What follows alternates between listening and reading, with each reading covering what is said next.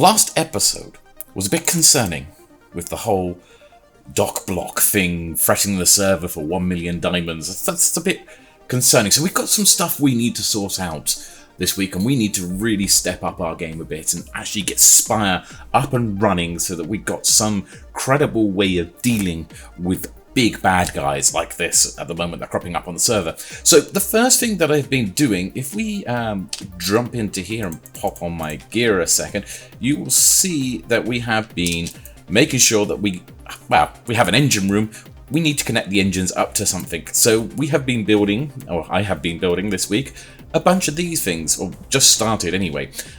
So yeah, big donuts in the sky, basically made out of deep slate. And deep slate, I tell you, is something that is a bit of a pain to mine compared to a lot of other ingredients. But we have 4 of these sat on either side, and you may be starting to get a bit of an idea of what we're building now up in the sky. Now you see these aren't finished. There's still a few things to be done on them. I still need to actually mob-proof 2 of them, which means just putting half slabs on the top here. It doesn't make them look dramatically that different, other than their height extra. This one's had it done. You can see that there is a half slab on the top there. I just make sure that there's no mobs going to be able to spawn on top. At the moment they can on these 2, so I'm going to have to get these ones sorted. But yeah, the amount of deep slate that we've had to mine.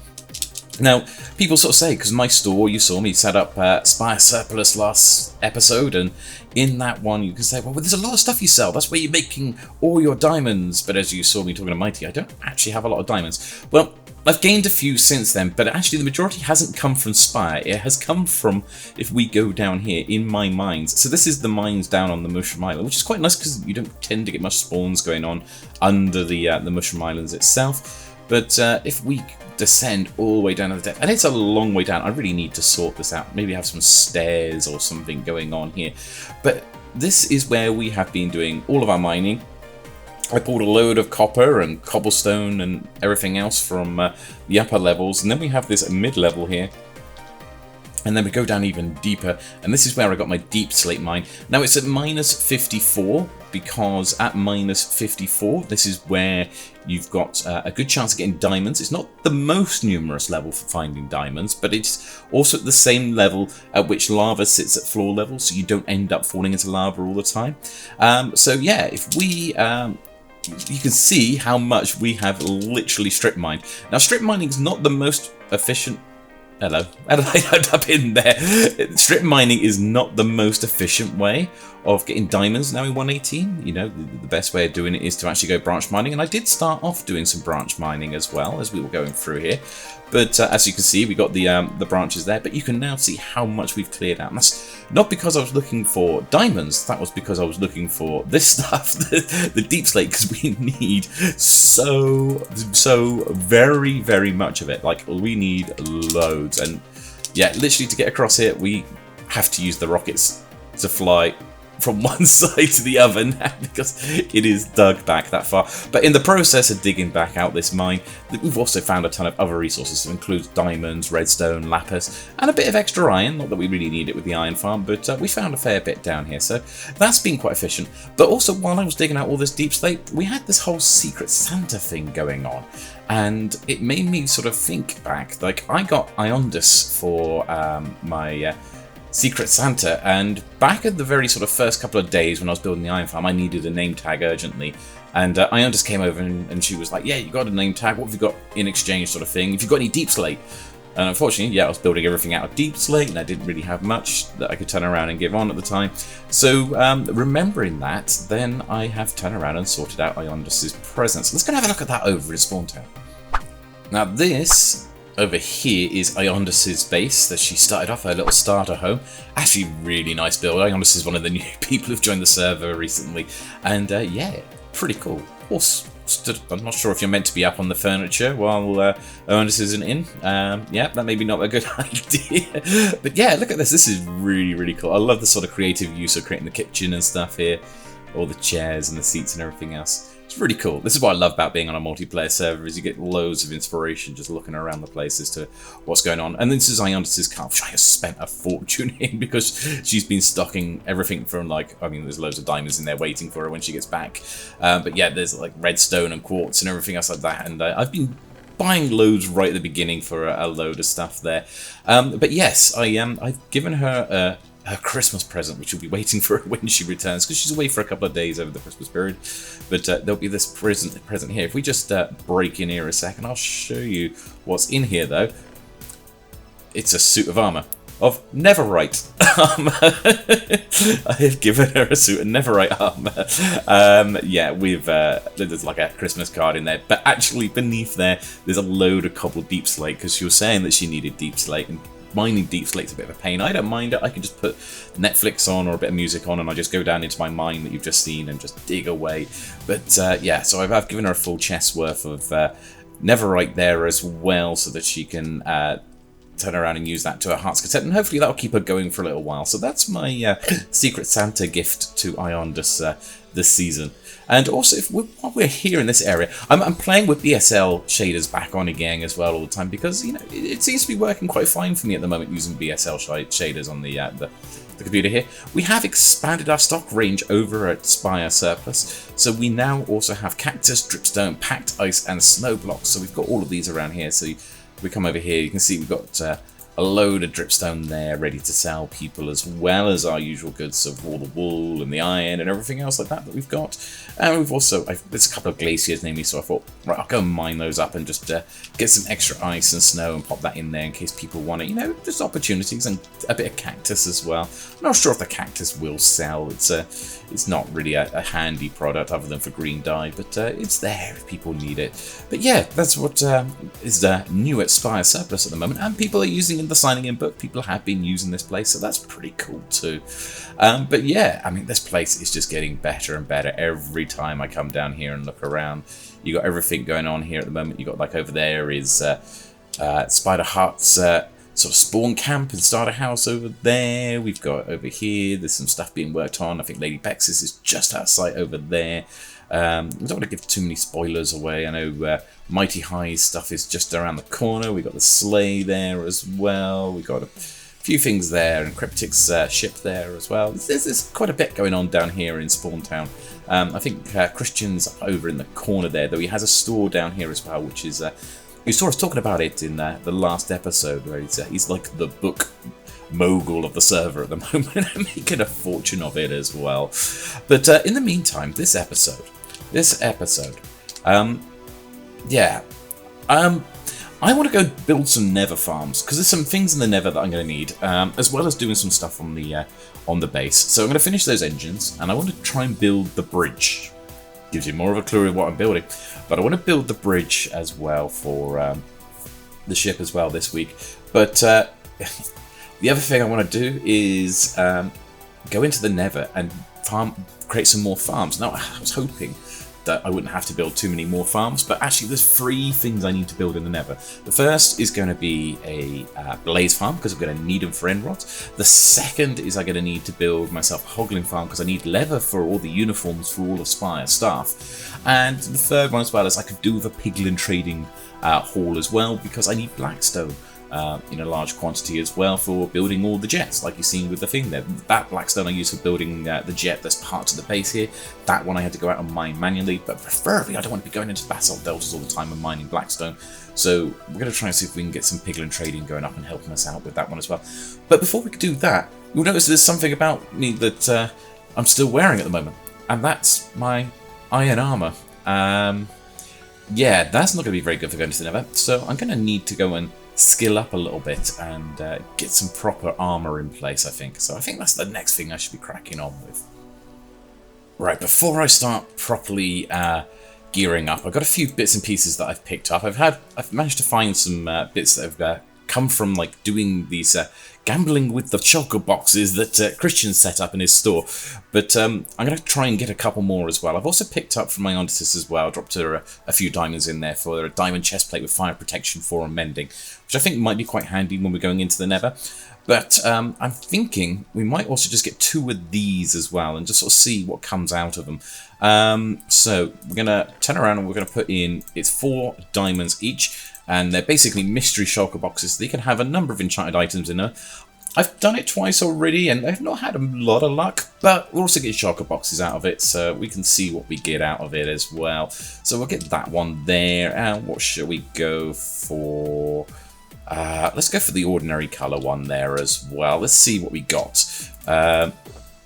Okay, so we've got fire protection leggings, which we've got blast protection, which, yeah, that could be handy. Iron chest plate, not very good. Saddle, that's alright. Diamond helmet, it's got Curse of Vanishing, not interested in that one. And diamond sword, so that's not a particularly great one. The leggings are alright. Fire protection chest plate, but we've got better fire protection chest plate. Efficiency free axe, that's alright. Yeah, it wasn't the best sort of go on that one as well. I don't seem to ever have any luck on these shulker systems, but oh well. But never mind, never mind. But anyway, we are going to go and do a bit of enchanting, I think, there. So if we just pop up into here, Quirky had set up like an enchanting station up here, so we're going to use that. And let's see what we get. Ooh, there we are, look at that. We've got some respiration on the helmet. That I could do with, because I'm always going underwater, so that will certainly do the trick for me. We'll take that. Oh, and it's given us unbreaking and protection as well. Oh, that's nice. I'm going to need to get some mending on there, I think, and also, well, we've got unbreaking, so we just need the mending on there, and then that's sorted. That one would be nearly done. Hey, how's it going? Hey, buddy, what's up? I'm just getting some gear sorted out. Finally getting out of this iron armor. Well, that's good. You know, I noticed in chat that you just now got the achievement for Enchanter. Yep, it's the first time I've used the Enchanter.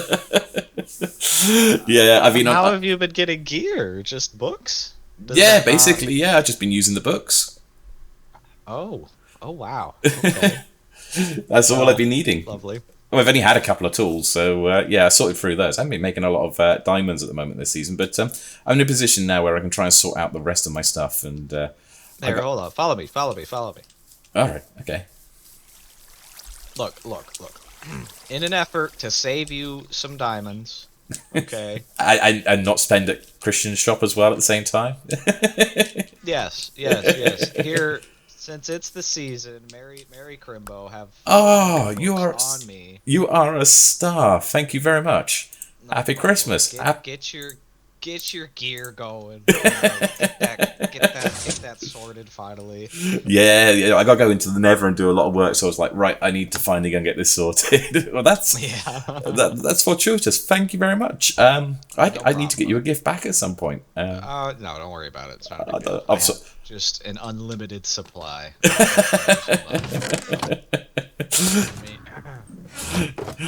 Just a weird flex right here, but don't worry about it. Trust me. You should open up an emerald store. That's probably a good idea. I could definitely do that. You see, an emerald store. I could have done with some emeralds the other day, actually, funnily enough, because there was a trader around who had one of those special recipe books. I had 4 emeralds on me, and they go for like 20 emeralds. Good point. I might go and repurpose the little old rinky-dink shop over there. Yeah, it's an option. It's an idea. I mean, I could have done with them because, I mean, I'm not going to be dealing with villagers this season. So, I mean, I've nicked 3 villagers for my iron farm, and that's it. Right. So I'm not going to be doing villagers. But I could still do with the emeralds. They're annoying. Okay, well, yeah, I'll definitely situate something out. But I gotta go and give my Secret Santa gift. Ah, awesome. Well, I'll leave you crack on with that. But thank you, and a Merry Christmas to you too. No problem, man. Take care. Take it easy. And with that, we've turned around and actually, thank you to Flehzy. That's absolutely awesome. But we have now a golden helmet, so that will keep us protected in the Nether from piglins because we're wearing gold. But it's also protection free, unbreaking free, respiration free, and mending. The respiration is going to be very handy because the amount of times I go hunting for squid underwater to get black ink for all the concrete. So that's going to be handy. So that can go on. And then we also have this replace those iron leggings with blast protection free, mending, and unbreaking free diamond leggings. That's going to be much nicer. And then our diamond boots are protection free, mending, unbreaking free, and feather falling 4 as well, which the amount of times I end up falling, considering I'm working up in the sky, that's a good plan as well. And then obviously we've got our elytra that we normally wear, but if we are in anything that needs a particular sort of zone, we can turn around and put on a diamond chest plate as well. So we've got that there. So that should work out quite nicely now. So with that, we should be able to hit the Nether. Hello, what's this? This wasn't here when I went down into my storage room. Someone has snuck in here and left something for me by the portal. A couple of shulker boxes and a book. Happy Christmas from your secret Santa. Enclosed in these containment devices are a wealth of magical devices that should enable you to continue your much needed work in the realm. Oh, good to see that we've been recognised. It's our secret Santa, yay! We urge you not to mistake the fish for mere slippery salmon. On the maiden voyage to these lands, long before your group arrived, there were a great leviathan beast roaming sky, sea and land. We were able to contact a professor who just conveniently knew how to deal with them. Their gargantuan forms were siphoned through a particle something or another. I don't know, you'd have to ask the professor. Anyway, they're in the containment unit. Try not to release them from these forms or we may have to issue a fine. It would be a bit messy, yeah? We have provided some star materials for you so that a proper enclosure can be built. Maybe if they're happy, they won't try to break free. Thanks again. That sounds interesting. Okay, let's see what we've got. Ooh, very nice. A load of enchanting books. In fact, we were just talking about, actually, was that? Yeah, Infinity. So we were just talking about enchanting up some of our items, and I was struggling a bit with the items, but the Infinity book, that's amazing. That's awesome. That's really, really good. What else we got in here? Okay, a load of fish. All different types of fish as well, actually. Oh, wow. That's cool. And what else? Some gravel and sea pickles and oh right, Blackstone. This is to build a tank for these. That's really awesome. That's really, really awesome. We weren't going to build a fish tank in here, but actually I'm thinking I'm going to have a main captain's quarters at some point. So yeah, we're going to have to turn around and build a fish tank in there. I think that's an awesome gift. Awesome gift. What's in this last box?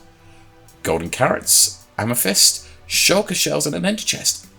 That's a very, very nice gift. Wow. Wow, I'm blown away by that. That's amazing. That is absolutely amazing. I'm going to have to make sure with my Secret Santa that we up the game a bit as well and we make sure that we put some items in there. And I've got just the thing for it.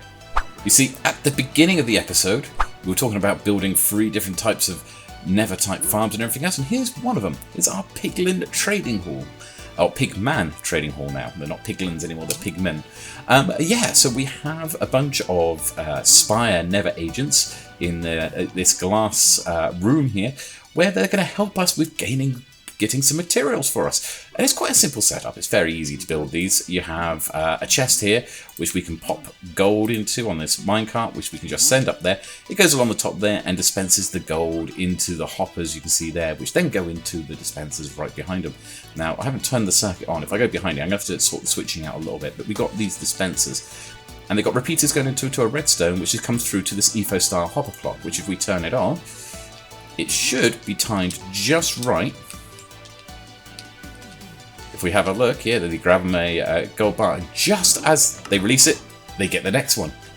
The timing is spot on. The only problem I found with the testing is that these hoppers aren't draining quick enough, so I might have to redesign the actual system beneath it for actually dealing with the hoppers, but and extracting the materials away. But otherwise, it works absolutely brilliantly, which means we now have access to all of the Nether materials that are going to be coming in now. So we've got quartz and soul sand and blackstone and obsidian and gravel and all that sort of stuff, which is really, really, really awesome. So I think we're going to have to use some of these in our Christmas gift to Iodonis, because I think the deep sleep that we gave earlier, it's good. It's going to go quite far, but I think we really need to give a bit more. So let's go and prep together a nice present for it. Okay, how's that? That's a little bit better. So we're going to add that to the barrel that's underneath Iodonis' chest. But we've got in there our very first Soul Speed book that we've had. So that's a Soul Speed 2. I haven't had the 3 arrive yet. It might come in time. But we've also given some kelp blocks. We've given some iron bars. We've got some obsidian in there. We've got some of the spectral arrows. We've got some splash fire resistant potions and the normal fire resistant potions. Some rockets, as we do rockets as well. Some of the blackstone and leather that's come out of there. And some pumpkin pie as well. That makes it a little bit better. We're going to add that in now. And while we're here in Spawn Town, we're going to go and pop by one of the other people's houses here. We're not going to try and spoil it too much. It's a lovely house, but I don't want to look around too much in here because I know she hasn't released her videos as yet. But in the closet here is a portal going up here. So this is Sunny's SunnySpaceCraft space. And yeah, we come up into the Nether here. It's a beautiful house. When she releases the videos, go and check it all out. It's going to look absolutely awesome. But we came here to build ourselves a Hoglin Farm. Which, if we come over here, this isn't the Hoglin Farm we built. This is the one that Quirky built at the beginning, which I didn't realise when I came into the Nether. I suddenly saw this over here and I was just like, oh, you're joking. Because if you look at the design of this one, and then we fly over to my one, which is over here, you will recognise very quickly they're exactly the same design. And this is because it's based on a DrakenWerks design, so I'll link up the tutorial in the video below. But this is a Hoglin Farm here. They're pretty simple and straightforward to use. If you go up onto, there's like an AFK spot at the top here, and then as we wait up here, we can, there's a spot right in the middle of this bit here where we can look down. And what will happen is the Hoglins will spawn on there, they get frightened by the fungus at the back there, because it's the wart fungus, and they run straight into the lava. And that gives us loads of pork chops and leather, which is an awesome little farm, awesome for AFKing at, so I might be using this a bit more often just to get a bit more leather in the future. And there we go, you can see they just jump straight in there and straight into the lava. How cool is that? And we are back again. It's been a couple more days on. It's over the Christmas period, so I've had a bit of time off. So it means I've been able to do an awful lot of stuff. And one of the first things we've done is massively upgrade the Nether. So if we come through to here, you can see we've got all our Pigman traders now. We've actually done this area out. We've made like a kind of like a little mini hub at the moment down here for our sort of S.P.I.R.E region. So we've got the portal to the S.P.I.R.E sky carrier there. I've opened up the Pigman traders there. I've also rigged up the hopper clock so it now runs off this switch. So everything is activated by this switch. It sends the minecart off, but it will also activate the hopper clock at the back there. And then we have the portal over here, which will then go to Mushroom Island, and straight ahead is the tunnel that goes off to a mining mesa. So this is kind of like a straight through tunnel, which will show you the other tunnel going down the other side. But it sort of comes through our area, so we kind of have like little segments that have now been built in here. But yeah, if we go through here, I spent yesterday, spent a whole day just breaking bedrock. So we have broken enough bedrock now that we can actually, we've got roof access directly from the hub as well. There's our Hoglin Farm that you saw us build earlier in the episode. But if we come back down here, this, I mean, it literally took me a day just to build this section just because of all the bedrock breaking, which takes forever to do. But we come down here, you can see I've also done the tunnel ahead here. We'll have a look at that in a second, but we've also got this tunnel now, which goes off down this side. And if we go down this tunnel, and it's quite a long tunnel, but if we come to here, we've got a couple of portals on the way down. This portal here, I found another end portal, I found another stronghold, which is actually much closer to us, but also pretty closer to a lot of other people, and might be even easier to access from actual spawn down this way. But we built a little bit of a room around here as well, so we have an end portal here, and direct access to the end available to us pretty near to our base here, and also near to other people's bases as well, actually, in fairness. They were over on the western side. We come over here, we've got then another portal just a little bit further down, and this is going to a planned, possibly future gaming district. It's on the Mushroom Island that's just north of our Mushroom Island. There was talk about putting a gaming district over there, so we'll, that's not been started yet, but we've got the portal connected up there for the meantime. And then if we come down here, we've got this sort of stairways down here. It's a bit of a distance across down to here, but this leads to what was the third thing we wanted to build for the Nether, the third farm we wanted to build on this episode. That's right, we have our Blaze farm in here. So this is our Blaze chamber, which is a pretty good place for getting XP as well, actually, in fairness, but it also produces loads of blaze rods, which we've been able to use for end rods and stuff like that. It's been pretty cool. Yeah, so this is our blaze farm, which is like a blaze spawner just up there. The lava pushes them all into the center here. This is a pretty standard design. There's a few tutorials out there that all show pretty much the same design for the blaze farm, so I'm not really sure who to credit for the very first version of this, but I'll link a couple of the tutorials down below and you can see which ones sort of suit you best. Yeah, I can see them in here and coming down now. The blazes, they start to spawn in, and you can just basically whack them here. It's easy enough.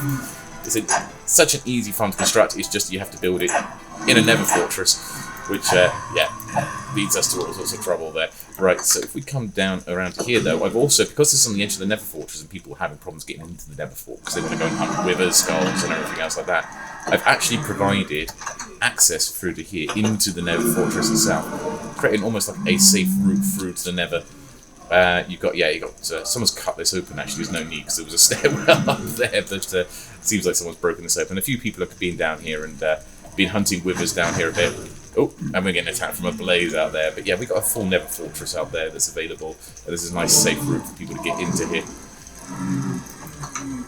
If we come back out of there, rather than getting attacked by blazes in the Nether Fortress itself, and give ourselves a bit of food as well while we're in the process of coming up here. Yeah, so this section here, I mean, this took me about a day to build the blaze farm and all the corridors that are associated with it here.